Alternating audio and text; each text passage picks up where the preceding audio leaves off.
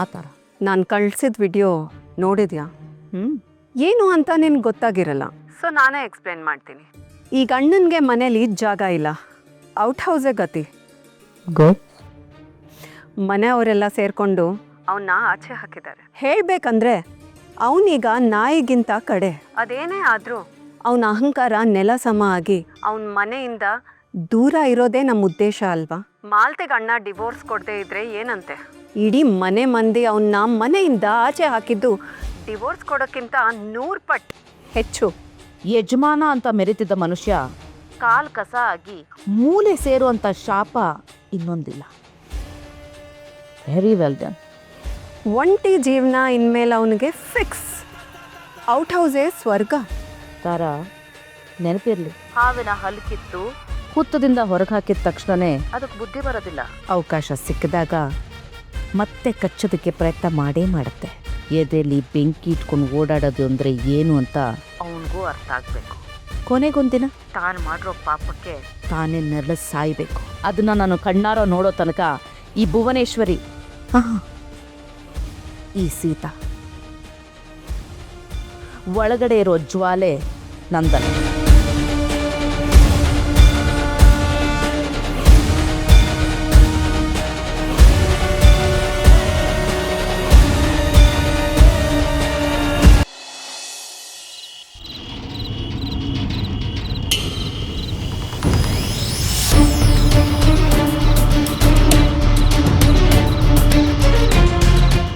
ಮುಂದೆ ನೀವು ಇವರನ್ನ ಅಪ್ಪ ಅಂತ ಕರಿಬಾರ್ದು.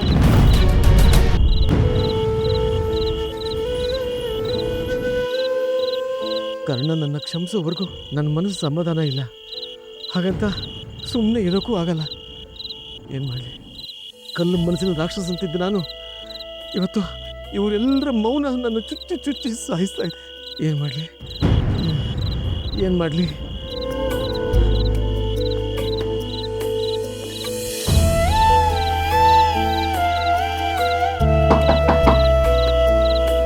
ಅಮ್ಮ, ಅಮ್ಮ, ಮತ್ತ್ಯಾಕ್ರಿ ಬಂದ್ರಿ?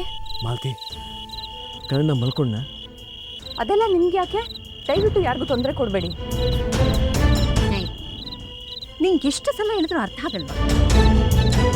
ಒಂದು ಮನೆ ಬಾಲು ತಟ್ತಾ ಇದೆಯಲ್ಲ, ನಾಚಿಕೆ ಆಗಲ್ಲ ನಿನಗೆ? ಅಮ್ಮ, ಮನೆಯಲ್ಲಿ ಯಾವುದಾದ್ರೂ ಒಂದು ಮೂಲೆಯಲ್ಲಿ ಬಿದ್ದಿರ್ತೀನಿ. ಕರ್ಣ ನನ್ನ ಕಣ್ಣಿಗೆ ಕಾಣ್ತಾ ಇರಬೇಕು.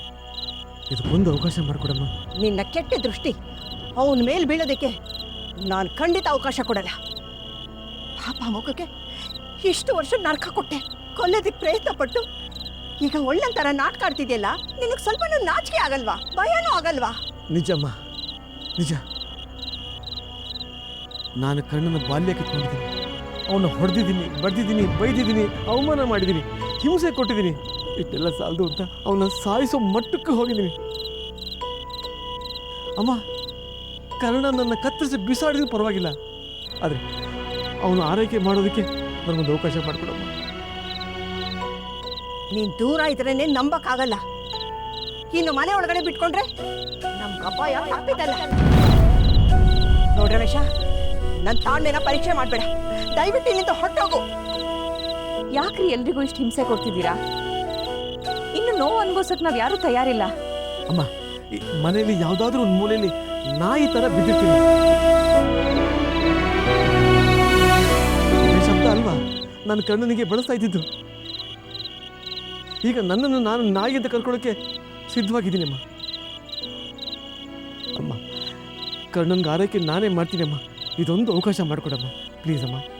ಏನಂದೆ? ಆರೈಕೆನಾ? ಈ ಪಾಪ ಮಾಡಿರೋ ಕೈ ಆ ದೇವತಾ ಮನುಷ್ಯನ ಮುಟ್ಟೋದಕ್ಕೆ ಒಂದು ಯೋಗ್ಯತೆ ಬೇಕು. ಅಮ್ಮ, ಅಮ್ಮ, ಅಮ್ಮ, ಶಾಪ ಹಾಕಿದ ಬಾಯಿಂದ ಕರ್ಣನಿಗೆ ಆಯುಷ್ಯ ಕೊಡು ಭಗವಂತ ಅಂತ ಬೇಡ್ಕೋತಾ ಇದ್ದೀನಿ ಅಮ್ಮ. ಇದೊಂದು ಸಾರಿ ಅಮ್ಮ, ಇದೊಂದು ಸಾರಿ ಅವಕಾಶ ಮಾಡಿಕೊಡಮ್ಮ.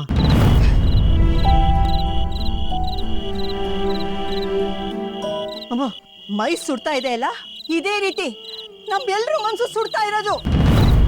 ನೀನ್ ಮಾಡಿರೋ ಪಾಪಕ್ಕೆ ಇದು ಒಂದು ಚಿಕ್ಕ ಶಿಕ್ಷೆ. ಅನುಭವಿಸು. ಹೋಗೋ ಇಲ್ಲಿಂದ.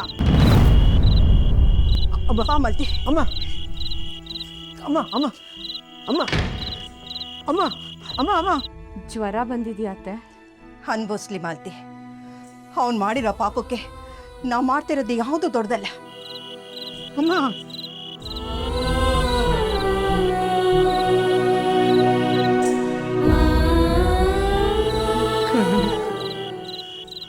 ಅಮ್ಮ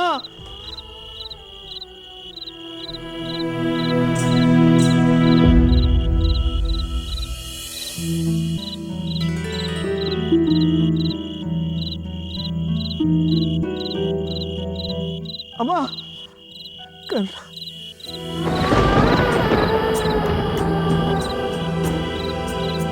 ಕರ್ಣ ಕರ್ಣ ನಿನ್ನ ಈ ಮೌನನೇ ನನಗೆ ಭಾಳ ದೊಡ್ಡ ಶಿಕ್ಷೆ ಆಗ್ತಾ ಇದೆ ಕಣ. ನನ್ನ ಕ್ಷಮಿಸು ಕ್ಷಮಿಸು.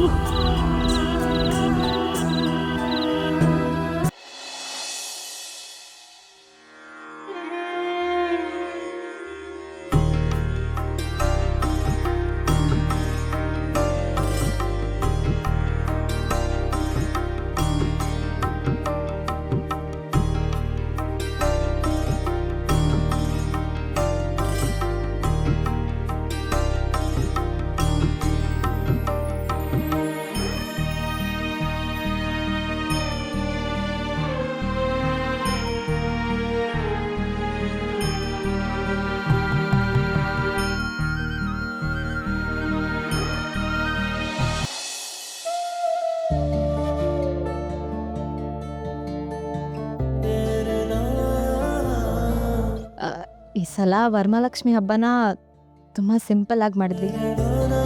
ಯಾರಿಗೂ ಗ್ರ್ಯಾಂಡಾಗಿ ಮಾಡೋದಕ್ಕೆ ಮನಸ್ಸೇ ಇರಲಿಲ್ಲ. ಆ ತಾಯಿ ಸದಾ ಕಾಲ ನಿಮ್ಮನ್ನು ಕಾಪಾಡಲಿ, ನಿಮಗೆ ಬರೋ ಕಷ್ಟ ನೋವೆಲ್ಲ ದೂರ ಮಾಡಲಿ, ಹಾಗೆ ನೀವು ಆದಷ್ಟು ಬೇಗ ಗುಣ ಆಗಲಿ ಅಂತ ನಾನು ಕೇಳ್ಕೊಂಡೆ.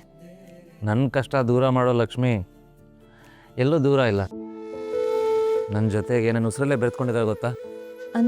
ಅಂದರೆ ಹೇಳ್ತೀನಿ. ವರ ಅಂದರೆ ಏನು? ನಾವು ದೇವರ ಹತ್ರ ಬೇಡಿ ಪಡ್ಕೊಂಡಿರೋ ದೊಡ್ಡ ಭಾಗ್ಯ. ಲಕ್ಷ್ಮಿ ಅಂದರೆ ಇದೊಳ್ಳೆ ಕತೆ ಆಯ್ತಲ್ಲ. ಏನು ಹೀಗೆ ಕೇಳ್ತಿದ್ದೀರಾ? ನಮ್ಮ ಬದುಕನ್ನ ಬೆಳಗೋ ದೇವತೆ ಅಲ್ವಾ? ಸೊ ನನ್ನ ವರಮಹಾಲಕ್ಷ್ಮಿ ಇಲ್ಲೇ ಇದ್ದಾರೆ. ನನ್ನ ಪಾಲ್ಗೆ ಬೇಡಿ ಪಡ್ಕೊಂಡ ವರ ನೀವೇ, ಮನ್ಸನ್ನ ಬೆಳಗೋ ಮಹಾಲಕ್ಷ್ಮಿನೂ ನೀವೇ. ಮುದ್ದು, ಆ ಮಹಾಲಕ್ಷ್ಮಿಯಲ್ಲಿ ನಾನೆಲ್ಲಿ? ನಿಮ್ಮನ್ನ ಹೊಗಳಿ ಆಕಾಶಕ್ಕೆ ಏರ್ಸಕ್ಕೆ ಅದನ್ನು ಹೇಳ್ತಾ ಇಲ್ಲ. ನೋಡಿ, ನಾನು ಕೈಕಾಲು ಪೆಟ್ಟು ಮಾಡ್ಕೊಂಡು ಕೂತಿದ್ದೀನಿ, ನೀವು ಹಗಲು ರಾತ್ರಿ ನಾನು ನೋಡ್ಕೋತಿದ್ದೀರಾ. ಅದು ಅಲ್ಲದೆ ಆಸ್ಪತ್ರೆ ಎಲ್ಲ ಜವಾಬ್ದಾರಿ ತುಂಬ ಚೆನ್ನಾಗಿ ನಿಭಾಯಿಸ್ತಾ ಇದ್ದೀರಾ. ನೀವು ನನಗೆ ದೇವ್ರು ಕೊಟ್ಟಿದ್ದು ವರ ಅಲ್ಲದೆ ಇನ್ನೇನು ಹೇಳಿ? ನನ್ನನ್ನು ಜಾಸ್ತಿ ಹೊಗಳುಬೇಡಿ, ಸೊಕ್ ಬಂದ್ಬಿಡುತ್ತೆ. ಹೊಗಳಿದ ಮಜ್ಗೆ ಯಾವಾಗಲೂ ಉಳಿ ಅಂತೆ, ಗೊತ್ತಿಲ್ವಾ ನಿಮಗೆ? ನಮ್ಮ ಮಜ್ಗೆ ನಮ್ಗೆ ಹೇಗಿದ್ರು ಇಷ್ಟನೇ ಬಿಡಿ.